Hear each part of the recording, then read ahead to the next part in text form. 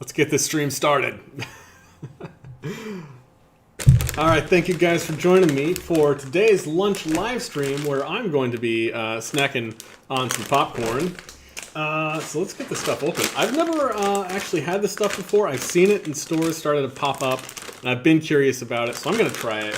I'll let you guys know what I think. This is popcorn that is made with Butterfinger, crispity, crunchy, peanut buttery, Butterfinger candy-coated popcorn drizzled with peanut butter. That sounds pretty incredible to me, so I'm looking forward to this. Come on. Popcorn, usually associated with like a lower calorie, slightly salty snack that you can enjoy for yourself, but it does look like this stuff does have a non-trivial amount of sugar in it. Ooh, goodness, and a lot of fat too. So we've got 5 servings in this bag of popcorn.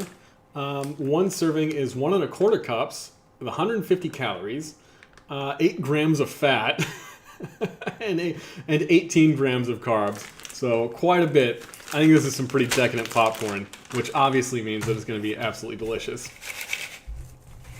Oh my gosh, yeah, this is like candy with a little bit of popcorn involved.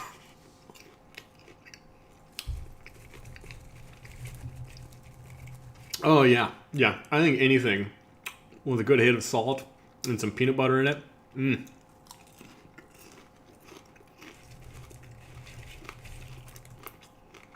Oh yeah, super delicious. And just to mix it up, we're going to combine the Butterfinger popcorn with some Chips Ahoy popcorn. I feel like I've been on a bit of a cookie kick lately, so why not continue that thread? I can only imagine this is basically going to be popcorn with lots of chocolate in it. Yeah, it says it's made with real Chips Ahoy cookie pieces. All right, let's try this stuff. Again, just, oh my goodness, this actually smells really delicious too. Like really buttery. Got some flavors in there that are coming out, just some aromas that are coming up that really do enhance the experience.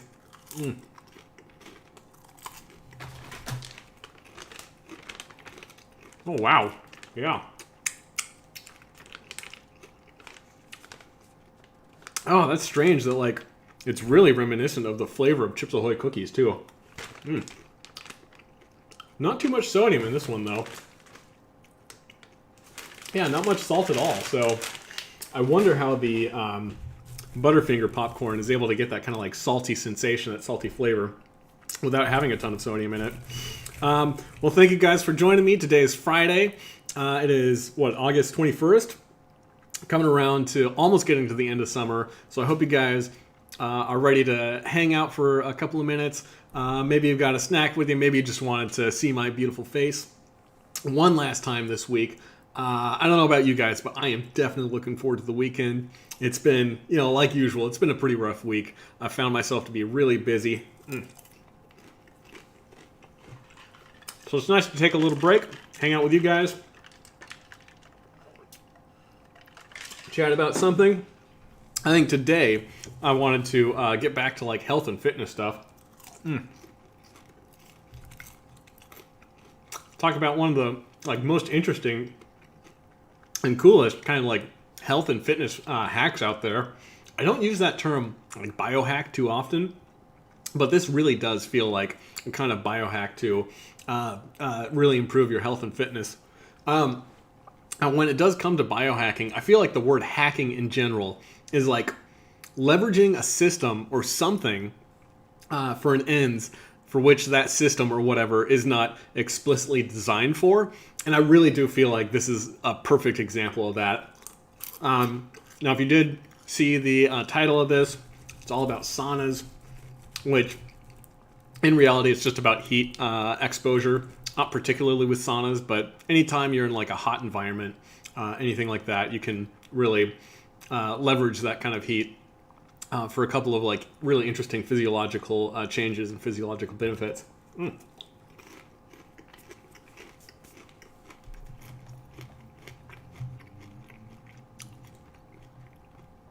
Now, as per usual, like I know that most people are most interested in hearing about weight loss. But for me personally, I think the most interesting benefit is actually with physiological performance and fitness. So I pulled up this study. It looks pretty cool. I think it goes over like a couple of the like really quantifiable aspects of improvements in fitness and performance when you're leveraging heat exposure. So going over the abstract here. I'm not going to read over this entire thing because I'm sure you just take a glance at it and it's full of numbers and it's crazy. So let's see here. Just like the brief overview of this says that this study examined the impact of heat acclimation on improving exercise and performance in cool and hot environments. 12 trained cyclists performed tests of maximal aerobic power, time trial performance, lactate threshold in both cool and hot environments before and after a 10-day heat acclimation program. The hot and cool conditions and lactate threshold tests were both preceded by either warm water or thermoneutral water immersion to induce hyperthermia or to sustain normothermia, respectively. 8 matched control subjects completed the same exercise tests environment before and after 10 days of identical exercise in a cool environment. So yeah, it sounds like they kind of like did their due diligence to make sure that they had good control subjects so that they were able to compare like one single variable, in this case, the heat exposure and the heat, training in heat, basically. So, like, this is just on ncbi.nlm.nih.gov, which is PMC, PubMed, the U.S. National Library of Medicine and National Institutes of Health, which is like basically where I find a lot of these kinds of medical studies and stuff that I like to read about. So if you want to look this up, you probably could just do a search for the heat acclimation improves exercise and performance and read all this. I'm not going to go through all the details as per usual. There are lots of details. Just scroll down to the results and conclusions. These are some of the results. And the discussion is like where the really interesting stuff, where they talk about like how they feel about it, what happened, exactly what they saw, what they found. So that's usually where honestly, that's usually where I start looking at these things. And then if I am really interested, then I'll dig a little bit more into like the center of these studies, into a little bit more of the details. So reading through this, it says this study is the first to examine the impact of heat acclimation on aerobic performance in cool conditions. We employed 3 separate tests, etc., etc. We studied the competitive cyclists because they would provide more consistent maximal efforts, were highly trained, and provided a target group to demonstrate the potential ergogenic effects of heat acclimation for competitive athletes. Our data clearly demonstrates that 10 days of heat acclimation provide considerable ergogenic benefits in cool conditions. In addition, heat acclimation provided the expected performance benefits in hot conditions. So I think that's one thing that's really super interesting, that of course, if you spend a lot of time in like excessive heat, you're going to get better at dealing with the heat.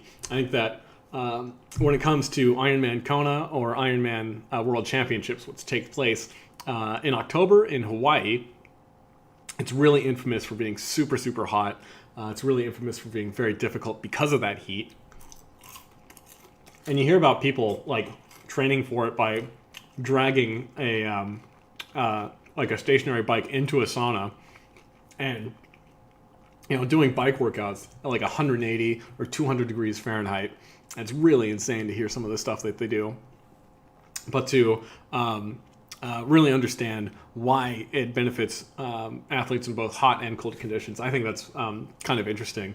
It's basically because when you do acclimate to heat, what your body does is it releases what are called heat shock proteins, and that's how your body basically like deals with stress. And it just so happens that your body not only, despite it being called a heat shock protein, it releases these both when you're in hot environments as well as when you're in cold environments. So it's basically like your body just reacting to any environmental stressor, not particularly just heat.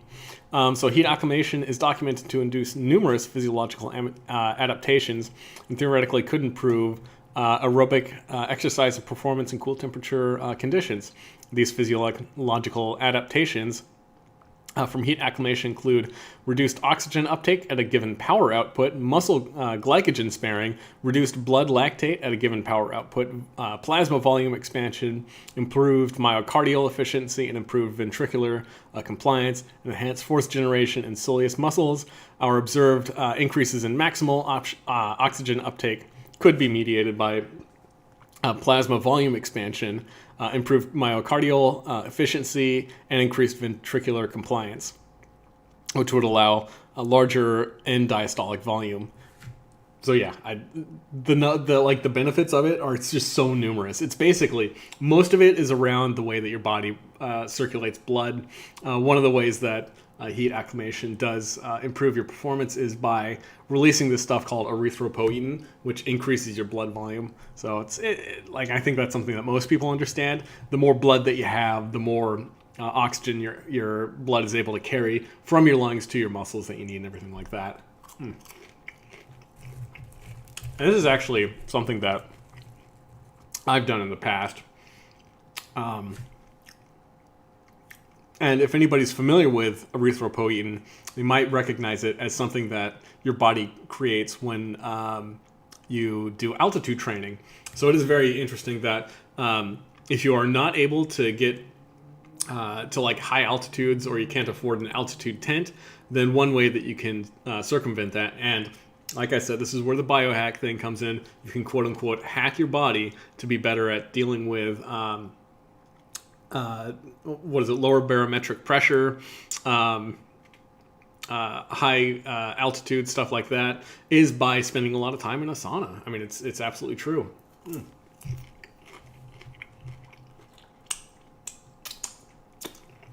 So, I think the guy that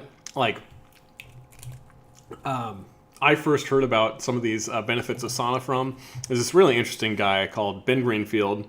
He's got a podcast. He's had a long-running podcast. This is a really interesting guy.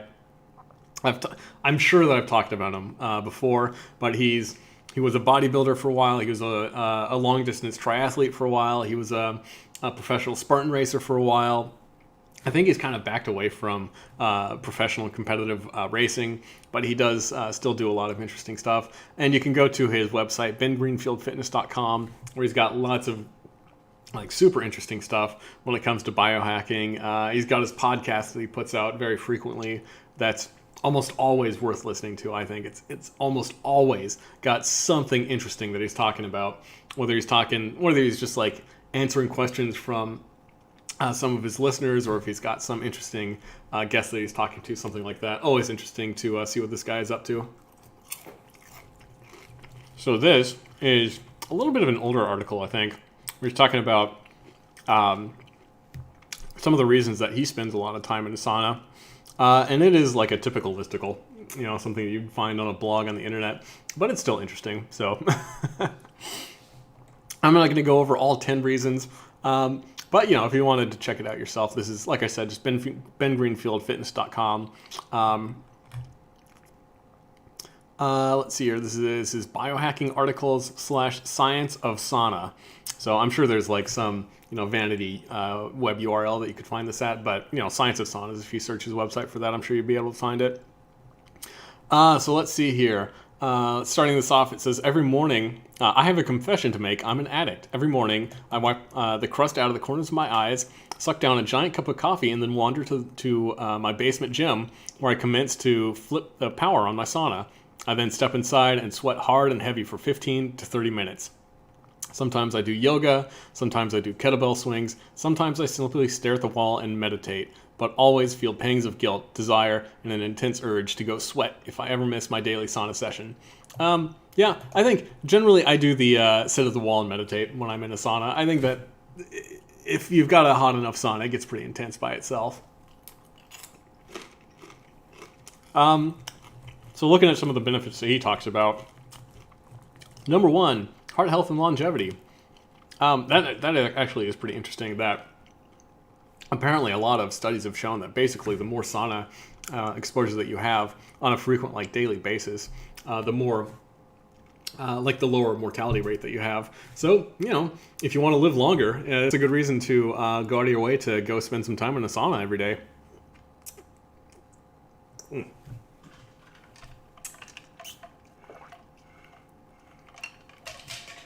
Even though this popcorn isn't super salty, it's still making me quite thirsty.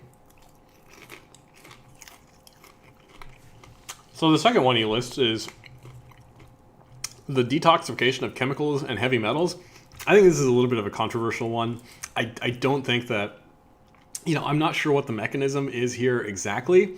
I've heard that extreme heat exposure can cause fat cell apoptosis. And I do know that in your, oh my gosh, in your adipose tissue is where your body actually stores a lot of the like heavy metals and stuff like that you do consume. So when you do eat something that has, you know, the trace amounts of like aluminum and other heavy metals that you probably don't want in your body, it'll all get filtered out in your liver. But then what does your body do with it? Well, it doesn't hold it in your liver. It actually stores it in fat cells in your adipose tissue. So if you do like eventually break down that adipose tissue, one interesting thing is that you know, as you break down that adipose tissue that may or may not be holding some of these, you know, toxic chemicals or heavy metals or whatever it is that you don't really want in your body, it can actually like start to give off some really bad smells, and it can make your sweat smell really bad. It can make your stool smell really bad, stuff like that. So I think there is some legitimacy to the claim that you can detox heavy metals through sauna use. I don't think that it's like the best thing out there. I think that this claim might be a little bit overblown, but you know, I guess a little bit's better than nothing. So there's that. Athletic recovery. Again, I'm not sure about that. I've never experienced any recovery benefits from sauna use, but maybe it does. I don't know. Let's see, what else? Muscle gain and fat loss. I think that's the one that's like most people are going to stop at and say, whoa, really? What? I want to do that. You know? So I'll read through this bit. It says bigger biceps or more toned butt by reading a magazine while sweating profusely. It could happen. Sauna conditioning can lend itself to promoting muscle growth and fat loss by improving insulin sensitivity and decreasing muscle protein catabolism. Intermittent hypothermia has been shown to reduce insulin resistance in obese mice, and in this case, insulin-resistant diabetics mice were subjected to 30 minutes of heat treatment 3 times a week for 12 weeks. The results were a 31% increase in insulin levels and a significant reduction in blood glucose levels, both of which can contribute to an increase in muscle growth and an increase in weight control and fat loss. It has also been shown that 30-minute intermittent hyperthermic treatment can cause a significant expression of something called heat shock proteins. That's the thing that I was talking about a little bit earlier. In muscles, which is correlated with a 30% more muscle regrowth than a control group during 7 days subsequent to a week of immobilization. In other words, let's say you can't weight train, you've got a recovery day, or you want to maintain muscle, but you're injured. Based on the research cited, via the use of sauna instead, you can still maintain that muscle. I think it's lots of really interesting stuff. That's the kind of like clickbait stuff that you see in an article's title, and you think, oh, it must be completely bogus. It must be, you know, some really roundabout way. But no, he's citing studies, scientific studies that show that spending time in a sauna is going to improve your blood glucose regulation, improve your insulin sensitivity, and thus, you know, by improving your insulin sensitivity, that is the way that your body is able to lose more fat and increase muscle growth. Because insulin is like the anabolic hormone that lets you gain weight, whether it's going to be muscle mass or fat mass. It's when you have more insulin in you and you're more insulin sensitive, that's when your body is actually going to build more muscle. And of course, the lower blood glucose, that just kind of like lends itself to having less weight, less adipose tissue basically build up.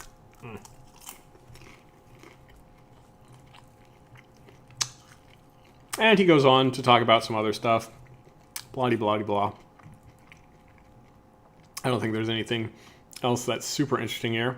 Oh, I guess this increased stress resilience is kind of cool. You know, one of the things about spending time in a sauna is that, like, unlike normal exercise, you have this where when you are exercising, you know, every time you take a step forward in a run, or every time you do one more rep on a bench press or something like that, like, you are making the conscious choice to do that. But if you're spending time in a sauna, you're like exporting that effort or that choice. You know, as long as you're in that sauna, it's the heat itself that's forcing you to be to put your body under a little bit more stress. So by inducing that small amount of physiological stress in that way, that environmental stress, it's not only giving you like physiological benefits, but it's also giving you some psychological resilience, where you're experiencing something that's really tough. You're experiencing something that's kind of painful. And, you know, believe it or not, if you're sitting in a sauna, like I've mentioned before that I have a really low resting heart rate. My resting heart rate is probably around 40 to 45 beats a minute. But if I spend, you know, 30 or 40 minutes in a 180-degree sauna, like, my heart's going like it is pounding. I can tell my body's working because my heart's going, you know, 130, 140 beats a minute. Like, it is insane, and it is really uncomfortable.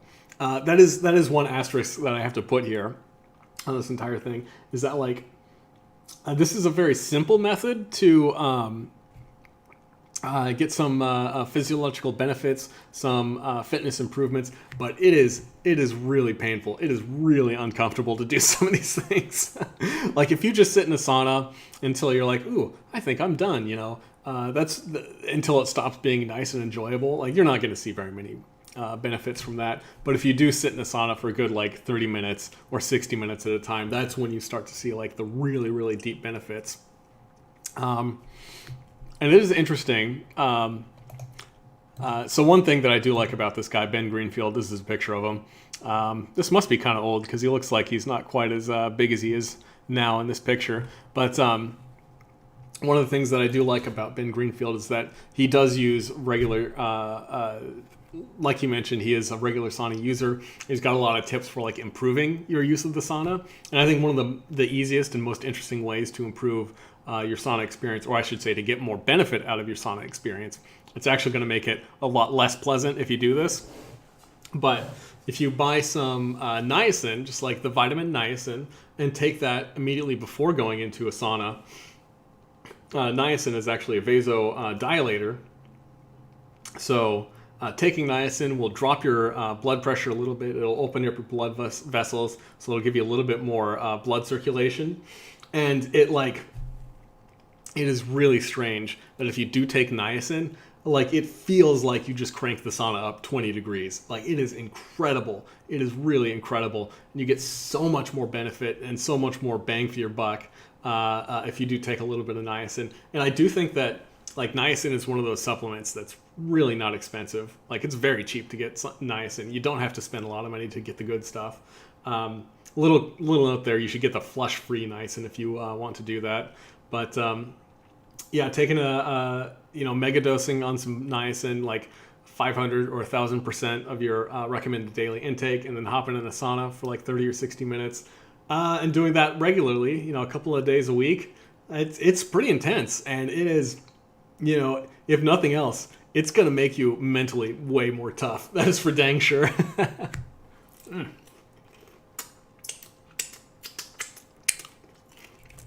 All right, guys, that's going to be it for me for this week.